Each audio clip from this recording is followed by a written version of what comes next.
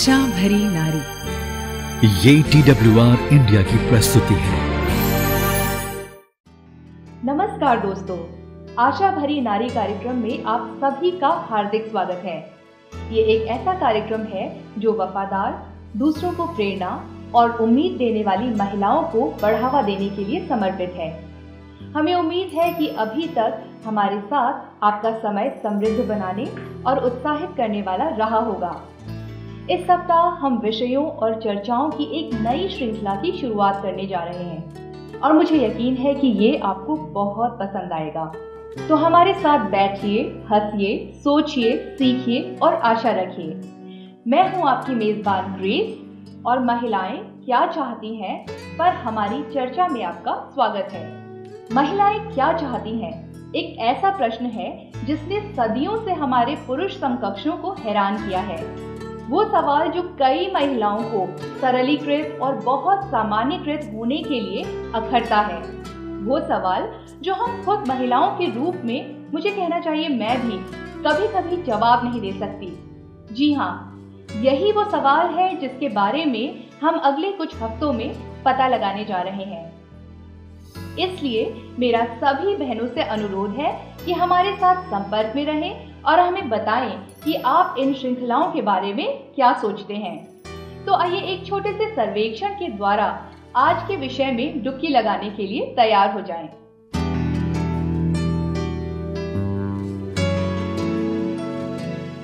जी नहीं, मैं शादीशुदा नहीं हूँ।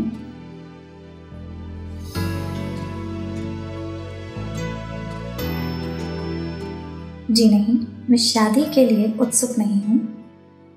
मैं शादी करने के लिए इसलिए उत्सुक नहीं हूँ क्योंकि मेरे लिए शादी एकमात्र कोई रिश्ता, संबंध या औपचारिकता नहीं है। मेरे लिए शादी एक बहुत ही अलग और महत्वपूर्ण रिश्ता है जिससे मुझे देखने का या मेरे देखने का एक अलग दृष्टिकोण है।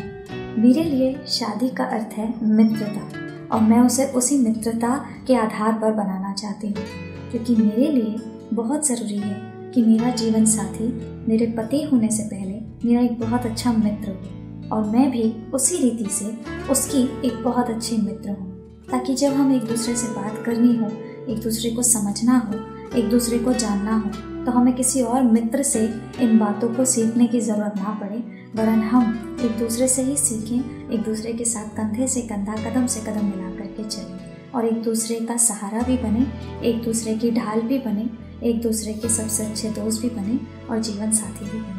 बस इसी वजह से, क्योंकि बाहर जब आप जाते हैं तो आपको रिश्ते के लिए 10 लड़के मिल जाएंगे, लेकिन वो एक जीवन साथी जो आपका सबसे अच्छा मित्र बन सकता है, वो ढूंढना थोड़ा मुश्किल हो जाता है। इसीलिए मैं इस समय इस शादी के विषय को लेकर के इतनी ज़्यादा उत्सुक नहीं हूँ, क्योंकि मेरे लिए ये ज़रूरी है कि मैं सही चुनाव करूँ और उस इंसान से ही शादी करूँ जिसे मैं अपना सही जीवन साथी समझती हूँ।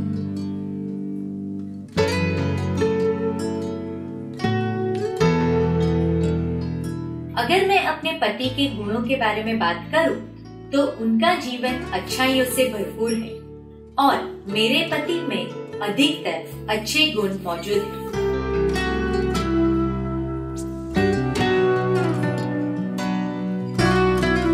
अपने पत्नी के प्रति आदर और सम्मान, यह गुण हर पति में होना चाहिए, क्योंकि इसी गुण की बदौलत उनका शादीशुदा जीवन सरल और सफल होता है।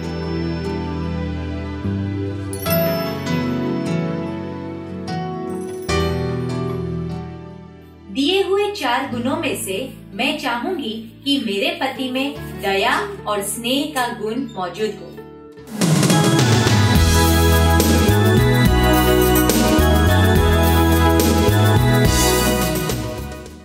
सच में महिलाओं का समूह और उनके दिलचस्प जवाब। मुझे यकीन है कि आप भी घर पर अपने लिए सवालों का जवाब जरूर दे रहे होंगे। मैं भी हर समय ऐसा ही करती हूँ जब टीवी देखती हूँ। तो क्या आप इस सर्वेक्षण में महिलाओं के साथ सहमत थे? मुझे यकीन है कि इसमें से कुछ ना कुछ तो ऐसा जरूर होगा जिससे आपने अपने आप को जोड़ा होगा। जर्मनी में यूनिवर्सिटी ऑफ गॉटिंगन के सामाजिक विज्ञान शोधकर्ताओं ने एक महिला स्वास्थ्य ऐप के साथ मिलकर एक गुणवत्ता की खोज की। जो महिलाएं अपने साथियों में आमतौर पर सबसे अधिक उम्मीद करती हैं। सर्वेक्षण में 180 देशों में 64,000 से अधिक लोगों का सर्वेक्षण किया गया और आदर्श जोड़ी के बारे में उनसे सवाल किए गए। धार्मिक या राजनीतिक प्राथमिकताओं से लेकर ऊंचाई के महत्व तक सब कुछ उनके सर्वेक्षण में शामिल था और उनमें से लगभग 90% ने अपेक्षित नंबर 1 गुणवत्ता के रूप में दयालुता को स्थान दिया। 90%? ये 64,000 महिलाओं में से 57,000 हैं। हाँ, यही कारण है कि दुनिया भर में 57,000 महिलाओं ने कहा कि किसी भी चीज से अधिक वो सिर्फ चाहती है कि कोई उन्हें प्यार दिखाए। वाह!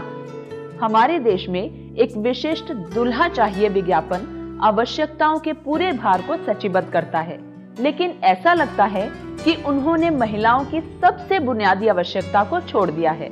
सच में, अगर हम स्वयं के साथ वाकई में ईमानदार हैं, तो मैं समझती हूँ कि ये वही तो है जो हम सबको चाहिए। आपको बस अपनी पसंदीदा फिल्म के बारे में सोचना है और जान जाएंगे आप कि मैं किस बारे में बात कर रही हूँ। नायक का नायिका की ओर ध्यान देना हमें बहुत अच्छा लगता है। कोई नहीं जानता कि नायिका को चोट लगी है, पर नायक जानता है। किसी ने भी नायिका को रोते हुए नहीं देखा, पर नायक उसके आंसुओं को देख लेता है। मुझे पता है कि वास्तव में तुम्हारा क्या मतलब है। नायक ने नायिका का ध्यान रखा। बिल्कुल सही। खैर, मुझे खुशी है कि आप हमारे साथ हैं, क्योंकि यही वो बात है जो मैं आपसे करना चाहती हूँ। उसी प्रकार का प्रेम और चिंता जो और कोई नहीं कर सकता। क्या आप मुझ पर विश्वास करेंगी अगर मैंने कहा कि हम में से हर एक को उस तरह से प्यार पाना संभव था?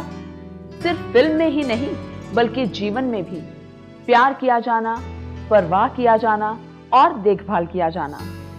मुझे लगता है कि मेरी बहनें सोच रही होंगी कि ये कैसे संभव हो सकता है, जब तक आपके पास एक कारखाना न हो जो उस तरह के कई पुरुषों का उत्पादन कर रहा हो। नहीं, मुझे गलत मत समझिए बहनों, मैं किसी भी पुरुष के बारे में बात नहीं कर रही हूँ। आप में से कुछ लोगों ने अनुमान लगाया होगा कि मैं परमेश्वर के बारे में बात कर रही थी। मुझे आपका ध्यान एक कम ज्ञात लेकिन फिर भी पुराने नियम में एक अद्भुत कहानी और पद पर आकर्षित करने दें। उत्पत्ति 16:13। उत्पत्ति 16:13 में इस प्रकार है, तब उसने यहोवा का, जिसने उससे बातें की थी, नाम रखकर कहा, तू वो परमेश्वर है जो मुझे देखता है, क्योंकि उसने कहा, मैंने अब उसे देखा है जो मुझे देखता है। यहाँ वो नायक आता है जो आपको देखता है। वाकई ग्रेस, लेकिन ये सचमुच में दिलचस्प है। आमतौर पर बाइबल में मैं परमेश्वर को लोगों का नाम देते हुए देखती हूँ, लेकिन यहाँ ये महिला परमेश्वर को नाम दे रही है। ये एक महान अवलोकन है ग्रेस। ये वास्तव में बाइबल की उन दुर्लभ और अद्भुत घटनाओं में से एक है जो परमेश्वर को हमारे सामने इस तरह प्रकट करती है जिसकी कल्पना शायद हमने पहले नहीं की होगी। और ये नाम जो वह दे रही है केवल उस अनुभव का वर्णन है जो ये महिला परमेश्वर के साथ पाई थी।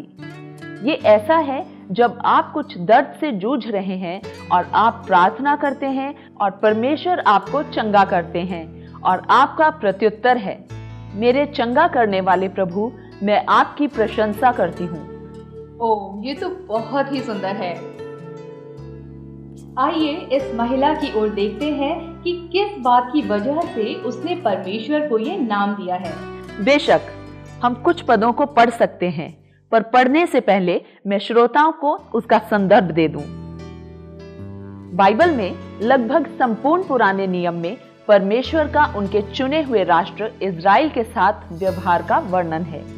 आप ये पहले से ही जानते होंगे, लेकिन इज़राइल के लोग एक विश्वासी आदमी अब्राहम के वंशज थे। परमेश्वर ने अब्राहम से प्रतिज्ञा की कि उसके कई वंशज होंगे जितने आकाश में तारे। लेकिन एक समस्या थी, अब्राहम और उसकी पत्नी सारा इस समय तक बहुत बूढ़े थे। अब सारा वास्तव में अपने बांझपन से घबरा गई थी और इसलिए वह अपनी मिस्री गुलाम हाजिरा को दृश्य में ले आती है।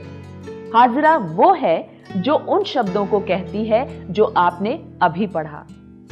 जी हाँ, उत्पत्ति 16:13, तू वो परमेश्वर है जो मुझे देखता है।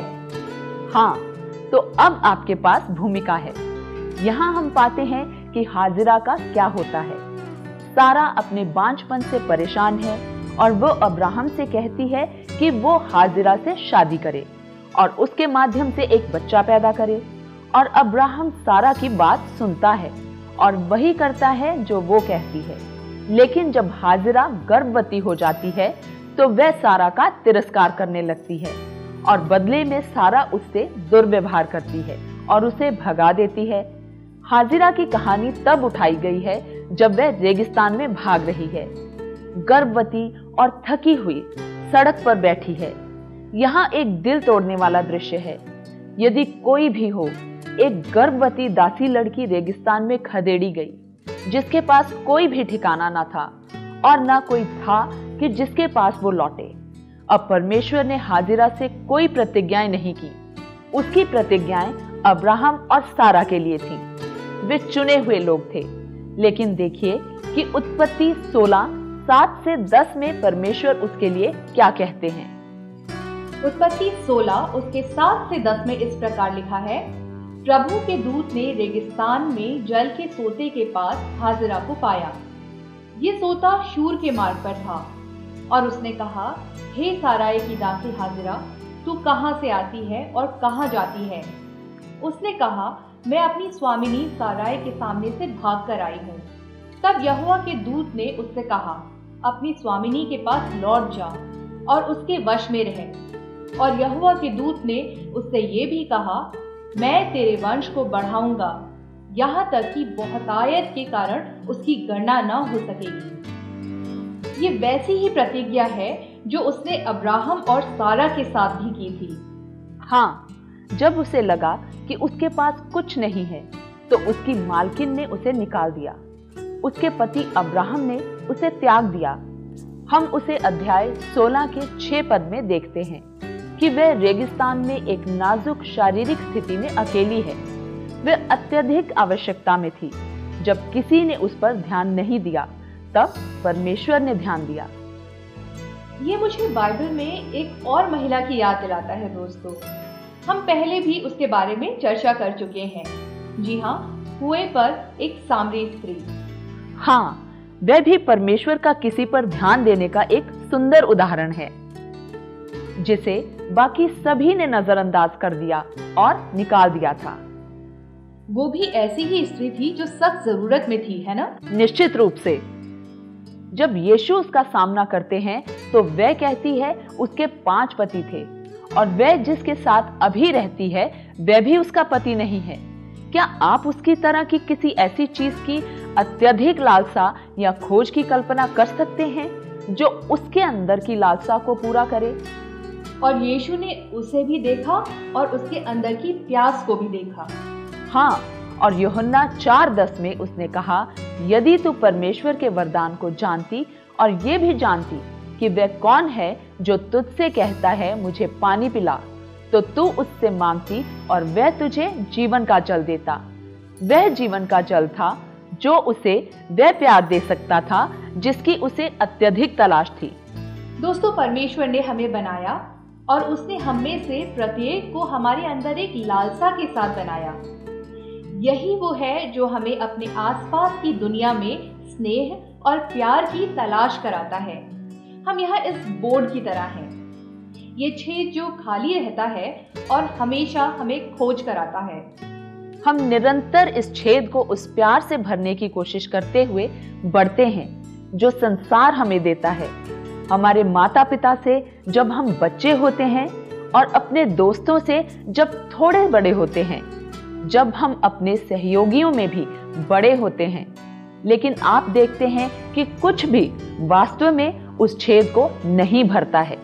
और इसलिए हम अपने भीतर की इस शून्यता को भरने की पूरी जिम्मेदारी अपने साथियों पर डाल देते हैं। यही वजह है कि बहुत सी महिलाएं कह रही हैं कि मुझे अपने साथी में जो एक चीज चाहिए वो स्नेह है। लेकिन ऐसा कोई भी इंसान नहीं है जो उस लालसा को पूरा कर सके जो हम अनुभव करते हैं। और बहुत कुछ सामरी स्त्रियों की तरह हम खोजते रह जाते हैं लेकिन कभी पाते नहीं हैं। इसलिए हम अपने बच्चों के साथ या इस दुनिया की चीजों, धन और सफलता और प्रसिद्धि के साथ प्रयास करते हैं। जब वे भी हमें संतुष्ट नहीं करते हैं तो हम मनोरंजन का उपयोग खुद को विचलित करने के लिए करते हैं। जब सन्नाटा होता है तो परिचित शून्यता फिर से दस्तक देती है। इसलिए हम अपने मन को शोर से भरते हैं, लेकिन शोर भी उस खालीपन को भरने में विफल रहता है। केवल एक चीज है जो इस छेद को भर देगी, और वह वही है जिसने आपको और मुझे इसके साथ बनाया है, स्वयं परमेश्वर। केवल वह ही हमें वो प्यार और देखभाल दे सकता है जिसकी हमें लंबे समय से तलाश है। आश्चर्यजनक बात यह है कि एक बार जब वो प्यार हमारे अंदर भर जाता है तो हम आगे को उसे खोजते नहीं रहेंगे और हताश नहीं होंगे। हम आत्म केंद्रित और निराश हुए बिना अपने अन्य संबंधों का आनंद लेने में सक्षम हैं। लेकिन हम वास्तविक प्रेम पूर्ण संबंध रखने में सक्षम हैं, क्योंकि हम दूसरों पर अनुचित अपेक्षाएं नहीं बढ़ा रहे हैं। हम उस प्रेम में संतुष्ट और सुरक्षित हैं जो परमेश्वर हम पर उंडेलते हैं, और उसने हमारे लिए अपने पुत्र को भी नहीं रख छोड़ा। इसलिए हम उस अविश्वसनीय सीमा की कल्पना कर सकते हैं और उसे प्राप्त कर सकते हैं जिस पर परमेश्वर हमसे प्रेम करते हैं। यूहन्ना 3:16 में इस प्रकार लिखा है, क्योंकि परमेश्वर ने जगत से ऐसा प्रेम किया कि उसने अपना एकलौता पुत्र दे दिया, ताकि जो कोई उस पर विश्वास करे वो नष्ट न हो परंतु अनंत जीवन पाए। हाँ, ये पहला यूहन्ना 4:9 से 10 में भी कहता है, जो प्रेम परमेश्वर हमसे रखता है वह इससे प्रकट हुआ कि परमेश्वर ने अपने इकलौते पुत्र को जगत में भेजा है कि हम उसके द्वारा जीवन पाए। प्रेम इसमें नहीं कि हमने परमेश्वर से प्रेम किया, पर प्रेम इसमें है कि उसने हमसे प्रेम किया और हमारे पापों के प्रायश्चित के लिए अपने पुत्र को भेजा। इसलिए जबकि हम पापी ही थे और यद्यपि हमने उसके प्रेम को पाने के लायक कुछ नहीं किया, तो भी परमेश्वर ने हमें पाप से बचाने के लिए अपने पुत्र को क्रूस पर देने के द्वारा हम पर अपना प्रेम और अनुग्रह उंडेल दिया। हमारे लिए परमेश्वर का प्यार शर्त रहित है। ये इस पर निर्भर नहीं है कि हम इसको पाने के लायक हैं या इसको पाने के लिए हम क्या कर सकते हैं। परमेश्वर हमसे निस्वार्थ प्रेम करते हैं। हम अक्सर सोचते हैं कि हमें दूसरों से प्यार हासिल करने के लिए कुछ करने की जरूरत है, इसलिए हम अपने आसपास के लोगों को और उनसे प्यार को पाने के लिए हर तरह की कोशिश करते हैं। लेकिन क्या ये अद्भुत नहीं है कि परमेश्वर हमसे प्रेम करने के लिए तब भी तैयार थे जबकि मनुष्य उनके खिलाफ बारंबार विद्रोह कर रहे थे। रोज ये बहुत ही अविश्वसनीय है, और परमेश्वर को ढूंढने के बजाय जो इस तरह के अद्भुत प्रेम का स्रोत है, हम इसे सभी गलत स्थानों पर ढूंढते रहते हैं और निराश हो जाते हैं। ये बिल्कुल सच है, लेकिन हमें अब ऐसा नहीं करना है। एक बार जब हम खुद को उस प्यार में स्थापित कर लें जो परमेश्वर के पास हमारे लिए है, तो न केवल परमेश्वर का प्रेम शर्त रहित है, बल्कि ये एक ऐसा प्रेम है जो कभी खत्म नहीं होता है। ये कभी थकता नहीं है। आइए बाइबल में से कुछ पदों पर नजर डालते हैं जो इसके बारे में बात करते हैं। यिर्मयाह 31:3 कहता है, मैं तुझसे सदा प्रेम रखता आया हूँ, इस कारण मैंने तुझ पर अपनी करुणा बनाए रखी है। ग्रेस, क्या आप हमारे लिए भजन संहिता 86 का 15 पढ़ सकती हैं? हाँ जरूर रोज। परंतु प्रभु तू दयालु और अनुग्रहकारी परमेश्वर है, तू विलंब से कोप करने वाला और अति करुणामय है। दोस्तों, अब इसे देखिए, अति करुणामय और व्यवस्था विवरण 7:9 पद। इसमें इस प्रकार लिखा है, इसलिए जान रखो कि तेरा परमेश्वर यहोवा ही परमेश्वर है। ये विश्वास योग्य ईश्वर है जो उससे प्रेम रखते हैं और उसकी आज्ञाएं मानते हैं। उनके साथ वो 1000 पीढ़ी तक अपनी वाचा का पालन करता और उन पर करुणा करता रहता है। परमेश्वर के कभी खत्म न होने वाला प्रेम, कभी न बदलने वाला प्रेम के बारे में मेरे पसंदीदा पदों में से एक है रोमियो 8 उसका 38 और 39। क्योंकि मैं निश्चय जानता हूँ कि न मृत्यु, न जीवन, न स्वर्गदूत, न प्रधानताएं, न वर्तमान, न भविष्य, न सामर्थ्य, न ऊंचाई, न गहराई और न कोई और सृष्टि हमें परमेश्वर के प्रेम से जो हमारे प्रभु यीशु मसीह में है अलग कर सकेगी। हाँ, क्या अद्भुत प्रतिज्ञाएं और अनुस्मारक हैं कि परमेश्वर का प्रेम अनंत है। व्यवस्था विवरण से वह पद भी कहता है कि परमेश्वर के प्रेम की प्रतिज्ञा 1000 पीढ़ी तक रहती है और ये कभी ना बदलने वाला है और हम इससे कभी भी अलग नहीं हो सकते, जैसे कि हमने रोमियो से इस पद में देखा था। एक ऐसा प्यार जो कभी असफल या फीका नहीं पड़ता और न ही कभी खत्म होता है। एक ऐसा प्यार जो सदा बना रहता है और हम संभवतः क्या मांग सकते हैं। अतः हमने देखा कि कैसे परमेश्वर का प्रेम शर्त रहित है और ये चिरस्थायी या अनंत है। इसके बारे में एक और सुंदर विशेषता ये है कि ये बलिदानी है। हमने इस बात पर पहले भी चर्चा की है, लेकिन अब ये जोड़ना और कहना चाहती हूँ कि यीशु यूहन्ना 15:13 में ये कहते हैं, इससे बड़ा प्रेम किसी का नहीं कि कोई अपने मित्रों के लिए अपना प्राण दे। यीशु इस दुनिया में ये जानकर आए कि उनका उद्देश्य अंततः मानव जाति के पापों के लिए मरना है। वे जानते थे कि एक क्रूर शर्मनाक मृत्यु उनके लिए भंडार में थी और वे उसे खुद पर लेने के लिए तैयार थे। और क्रूस पर उसने कहा, हे पिता, इन्हें क्षमा कर, क्योंकि ये नहीं जानते कि क्या करते हैं। जिन लोगों ने उस पर मुकदमा चलाया था और उसका न्याय किया था और जिन्होंने उसे सूली पर चढ़ाने के मार्ग पर सताया था। मेरे लिए यही प्रेम की सबसे बड़ी अभिव्यक्ति है। जो लोग आपको उस तरह से चोट पहुंचाते हैं, उन्हें वास्तव में क्षमा करने में सक्षम होने के लिए अपने आप का अविश्वसनीय बलिदान की आवश्यकता होती है। और ये उसी प्रकार का प्रेम है जो परमेश्वर हमारे लिए दर्शाता है। जी हाँ, शर्तहीन, चिरस्थायी और बलिदानी, यही उस तरह का प्यार है जो परमेश्वर ने हमसे किया है। ये उस प्यार के बिल्कुल विपरीत है दोस्तों, जो हम इस संसार से और लोगों से पा सकते हैं। आप बिल्कुल ठीक कह रही हैं ग्रेस। हमें आज अपने आसपास के लोगों से इस तरह का प्यार नहीं मिलता है। ये ऐसी कोई चीज नहीं है जिसे हम परमेश्वर से अलग होकर अनुभव कर सकें, लेकिन हमने खुद उस प्रेम को प्राप्त किया है और अनुभव किया है। इसलिए हमें भी दूसरों के साथ वही प्रेम साझा करने के लिए कहा गया है। यूहन्ना 13:34 कहता है, मैं तुम्हें एक नई आज्ञा देता हूं कि तुम एक दूसरे से प्रेम रखो, जैसा मैंने तुमसे प्रेम रखा, वैसे ही तुम भी एक दूसरे से प्रेम रखो।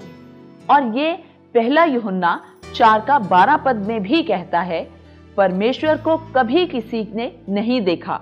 यदि हम आपस में प्रेम रखें तो परमेश्वर हम में बना रहता है और उसका प्रेम हम में सिद्ध हो गया है।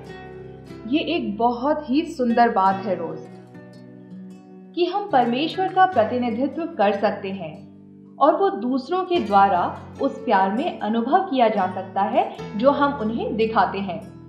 ये बिल्कुल ठीक है। जब हम उस प्रेम में सुरक्षित होते हैं जिसे परमेश्वर ने हमें पहले दिखाया, तो ना केवल हम हमारे रिश्तों में संतुष्ट हैं और शांति में हैं, बल्कि हमारे पास अपने आसपास के लोगों पर उंडेलने के लिए भी पर्याप्त प्रेम होता है। और जो प्रेम हम दर्शाते हैं, उसके द्वारा दूसरों को ये झलक मिलती है कि परमेश्वर कौन है। रोज, ये कितना विशेष अधिकार है और साथ ही साथ एक बहुत बड़ी जिम्मेदारी भी है। हाँ, ये बिल्कुल है ग्रेस। और ये मेरी आशा और प्रार्थना है कि हमारे दर्शकों को उस परमेश्वर को देखने को मिले जो देखता है, और जैसे हाजिरा ने किया वैसे ही इस प्यार का अनुभव करें, और जो सामरी स्त्री की प्यास बुझाता है। यही शर्त रहित सदा बना रहने वाला बलिदानी प्रेम। और एक बार जब वे इसे अनुभव करेंगे तो और कुछ नहीं चाहेंगे, बल्कि इस प्रेम को जिससे उनका सामना हुआ है हर किसी के साथ साझा करने के लिए जल्दबाजी करेंगे। तो आइए इसी के साथ रोज आप हमारे लिए प्रार्थना में अगुवाई करें। आइए हम प्रार्थना करें। प्रभु जी, हम धन्यवाद के साथ राजा आपके सम्मुख आते हैं पिता, और धन्यवाद देते हैं आज की चर्चा के लिए। प्यारे प्रभु जी, आपने हमें प्रभु जी जिन बातों के द्वारा, जिन वचनों के द्वारा अगुवाई की राजा, उनके लिए हम आपको धन्यवाद देते हैं। और होने दीजिए पिता परमेश्वर कि प्रभु जितने भी प्रभु जी जन इस कार्यक्रम को देख रहे हैं पिता, और प्रभु जी जो आपको जानने के लिए प्रभु उत्सुक हैं पिता, आपके उस शर्त रहित प्रेम को, उस बलिदान को प्रभु जी, उस प्रेम को प्रभु और अधिकताई से प्रभु जो जानना चाहते हैं राजा, आप उनको सहायता करें ताकि प्यारे पिता परमेश्वर वो आपके प्रेम को प्रभु और गहराई से समझने वाले हो सकें। प्रभु जी, आपका धन्यवाद देते हैं हर एक बातों के लिए पिता। आदर और महिमा आपको देते हुए धन्यवाद के साथ प्रार्थना मांगते हैं प्रभु यीशु मसीह के नाम में, आमीन। दोस्तों, हम आशा करते हैं कि अगले सप्ताह आशा भरी नारी के एक और आशा प्रेरक श्रृंखला पर आपसे फिर मुलाकात होगी, जहां हम इस विषय महिलाएं क्या चाहती हैं पर विस्तार से विचार करेंगे। आज के लिए हम आपको एक खूबसूरत गीत के साथ छोड़ते हैं। प्रभु आपको आशीष दे। यीशु का नाम है सारी ज़मीं पर, जिसे पापी पाते उद्धार। यीशु का नाम है सारी ज़मीं पर, जिसे पापी पाते उद्धार। वो दुनिया में आया, लहू बहाया, फिदिया जहान का दिया। वो दुनिया में आया, लहू बहाया, फिदिया जहान का दिया। हमको बचाने, मुक्ति दिलाने, यीशु सलीब पर मुआ। हमको बचाने, मुक्ति दिलाने, यीशु सलीब पर मुआ। यीशु का नाम है सारी ज़मीं पर, जिससे पापी पाते उद्धार। आसमानों के नीचे, लोगों के बीच में कोई दूसरा नाम नहीं है। आसमानों के नीचे, लोगों के बीच में कोई दूसरा नाम नहीं है। सिर्फ यीशु का नाम है सारी ज़मीं पर, जिससे पापी पाते उद्धार। सिर्फ यीशु का नाम है सारी ज़मीं पर, जिससे पापी पाते उद्धार। यीशु का नाम है सारी ज़मीं पर, जिससे पापी पाते उद्धार। लोगों बाइबल पढ़ो तुम, दुआ करो तुम, यीशु जल्दी आने वाला है। लोगों बाइबल पढ़ो तुम, दुआ करो तुम, यीशु जल्दी आने वाला है। जागते रहो तुम, प्रार्थना करो तुम, यीशु जल्दी आने वाला है। जागते रहो तुम, प्रार्थना करो तुम, यीशु जल्दी आने वाला है। यीशु का नाम है सारी ज़मीं पर, जिससे पापी पाते उद्धार। सिर्फ यीशु का नाम है सारी ज़मीं पर, जिससे पापी पाते उद्धार। सिर्फ यीशु का नाम है सारी ज़मीं पर, जिससे पापी पाते उद्धार।